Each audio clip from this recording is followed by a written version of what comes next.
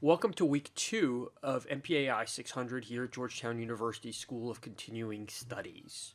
I just want to start off again with a few announcements. Um, uh, so first, keep up the effort. I've seen a lot of good effort on the first discussion board. Um, the problem is I know everyone's effort tends to decline as the semester goes on. So please keep up the enthusiasm I've seen in this first week.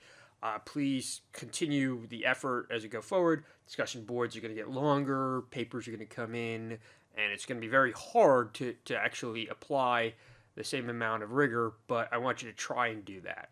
And as you heard in the first parts of the semester, again, this is for some of you 15-month to 2-year course, but it's meant to be a full semester, so there's a lot compacted in. So please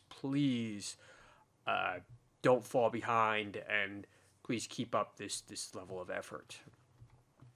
One thing I do want to say, and it's not necessarily what I've seen already, but I've just graded the papers for the previous class. And, I mentioned the top 10 things that I look for in overall class in my last video. But one thing I just noticed again is specificity in writing, or lack of specificity in writing for my last class. And this comes into, you'll study 9/11 in future studies, and you'll see things like, we don't communicate well, and we don't connect the dots. Okay, those are all great, but those are all cliches. Be specific on how we didn't communicate well and what motivations prevented communication between organizations. And that's just one example that I'm giving you. In the future lectures, you're going to talk about Pearl Harbor and Yom Kippur War, and you're going to assess attribution for these intelligence failures. Don't pretend you're actually doing this. You're pointing the finger at somebody and you're saying you're to blame. And you want to back that up. Just like if someone accused you of something, you would say, well, what evidence do you have that I did whatever crime? So be as specific as possible in your writing, and don't give me these, we need to communicate better, or we need to double check our work, and we need to, those are cliches. Get down to the brass tacks in your analysis going forward. So current events, just like you do current events every week, I'm going to try and use these YouTube forums for current events to bring up.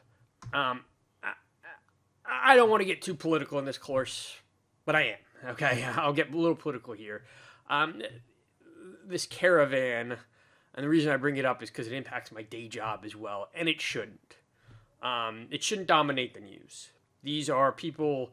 We could talk about border security, we could talk about gangs, we could talk about MS-13, we could talk about all those legitimate topics, but this caravan, as it's called, is a political issue.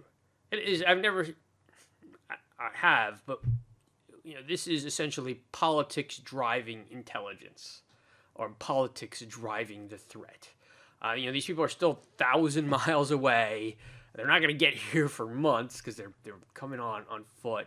By the time you get here, you hear numbers of thousands of people coming in. It'll probably be less than a couple of hundred by the time they actually do get to the U.S. border. And again, we can talk about the situation in Guatemala and Honduras and border security between Mexico and the United States, but this is really a political issue. This is an issue that comes up in an election and a way to rev up your political base. And we're going to talk about intel politicization in a future lecture. But something like this, a outside force during an election season, this is where politicization of intelligence comes across. And I ask again, if you're in this business, is how do you tell truth to power? How do you say, sir, ma'am, this threat is not the biggest threat we need to face in the next couple of months? How do you do that? And that's something I want you to consider going forward. And it's not just, again, in politics, it's in business, it's in law enforcement, and we'll see a case study in that in this week. So again, let's just say this is a perfect example of threats being politicized, and I'll just leave it at that. Okay, so review of last week. I think the UBL capture was our case study, and I think it was a good showcase of the employment of the different ints applied to a specific scenario where it was successful, and the cross queuing of intelligence disciplines. So the signals intelligence, the tracing it back to the Kuwaiti or to Kuwait, the courier from Kuwait, and associating that with Osama bin Laden, which was cross-cued from original interrogation reports, which was from the human intelligence from Hassan Ghul, and then the overhead imagery tried to confirm that how many families were in that compound. Did they match up to Osama bin Laden's? Was his height matched up to what we knew of him? And that was through GLINT. So this is an excellent example of how the intelligence disciplines were cross-cued for a favorable outcome. And I think many of you captured that, in your discussion posts. And then we talked about the intelligence cycle. I say there's a traditional intelligence cycle. Lowenthal has his. I mentioned in the lectures what mine was. And as we go forward,